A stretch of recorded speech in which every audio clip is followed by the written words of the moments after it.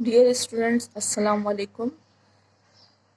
We will discuss in this lecture mechanism of even reaction. First of all, we recall what is even reaction. Even reaction is unimolecular double step reaction. First order reaction rate depends on only concentration of substrate. 3-degree alkyl halide is used in this reaction. The reaction is proceed in polar medium. First form carbocation. अब देखें E1 reaction में tertiary alkyl halide use हुआ है. E1 reaction और SN1 reaction जो है वो simultaneously proceed होते हैं. इसमें इथेनॉल एंड वाटर जो है वो यूज्ड हुआ है. अब दोनों SN1 न्यूक्लियोफिलिक सब्स्टिट्यूशन रिएक्शन और एलिमिनेशन रिएक्शन को हम मैकेनिज्म्स को यहाँ पर डिस्कस करते हैं. सबसे पहले क्या होगा, टर्शरी अल्काइल हैलाइड में गुड लिविंग ग्रुप जो है वो मॉलिक्यूल से एलिमिनेट हो जाएगा और कार्बोकैटाइन फॉर्म होगा. टर्शरी कार्बोकैटाइन जो होता है वो बहुत ज़्यादा स्टेबल होता है और क्लोराइड आयन जो है यहाँ पे मौजूद है. अब होगा ये कि OH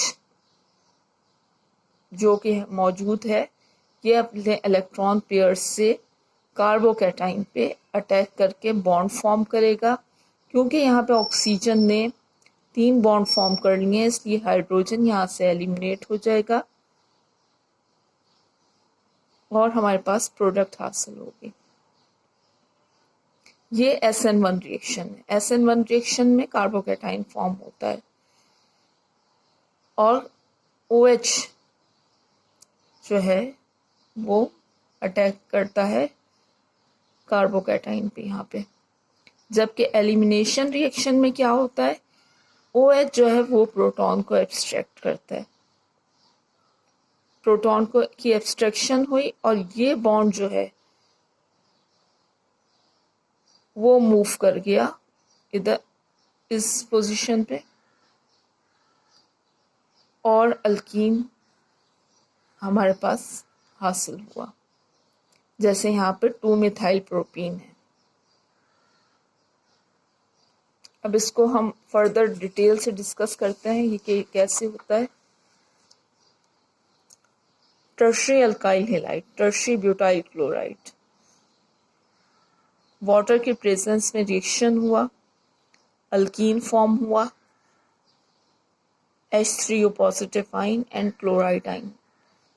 बाद में क्या होता है कि H3O पॉजिटिव आयन, क्योंकि ऑक्सीजन ने यहाँ पे 3 बॉन्ड फॉर्म किए तो इसलिए इसके ऊपर पॉजिटिव चार्ज है.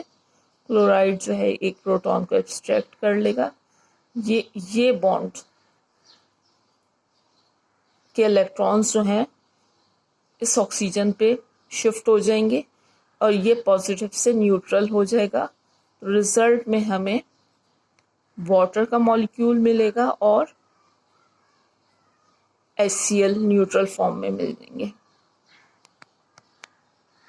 इसका मैकेनिज्म क्या होता है, 2 स्टेप रिएक्शन है. फर्स्ट स्टेप जो है वो स्लो होता है और इसमें जो है वो कार्बोकैटाइन फॉर्म होता है. टर्शरी कार्बोकैटाइन जो है वो मोस्ट स्टेबल होता है. क्योंकि इसके पास 3 इलेक्ट्रॉन डोनेटिंग ग्रुप मौजूद हैं. ये भी इलेक्ट्रॉन पेयर डोनेट कर सकता है, ये भी और ये भी. ठीक है, इलेक्ट्रॉन डोनेटिंग ग्रुप की वजह से टर्शरी कार्बोकैटाइन जो होता है वो बहुत ज़्यादा स्टेबल होता है. अब होता यह है कि वाटर जो यहाँ मौजूद है इसके लोन ऑक्सीजन के लोन पेयर ने बीटा कार्बन पे मौजूद हाइड्रोजन यानी बीटा हाइड्रोजन इस प्रोटॉन को एब्स्ट्रैक्ट किया है और यहाँ से बॉन्ड शिफ्ट हो गया और डबल बॉन्ड फॉर्म हो गया. यूनिमोलिकुलर रिएक्शन है. Solvent molecule act as a base and remove one of the beta hydrogen atom as a proton. The product is 2-methyl propene and the reaction is even.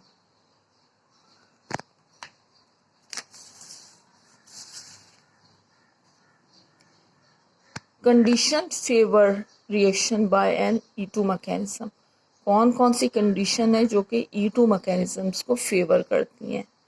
A secondary or tertiary alkyl halide should be used if possible because steric hindrance in the substrate will inhibit substitution.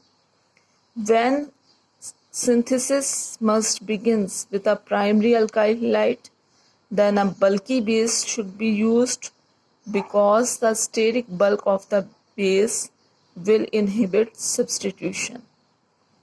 Strong and non-polarizable base such as alkoxide should be used in high concentration because a weak and polarizable base would not drive the reaction towards a bimolecular reaction, thereby allowing unimolecular process such as SN1 or E1 reaction.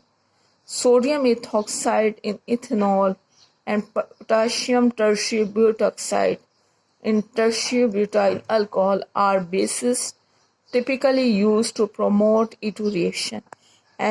Elevated temperature is usually employed because its general favor elimination over all substitution. Thank you very much.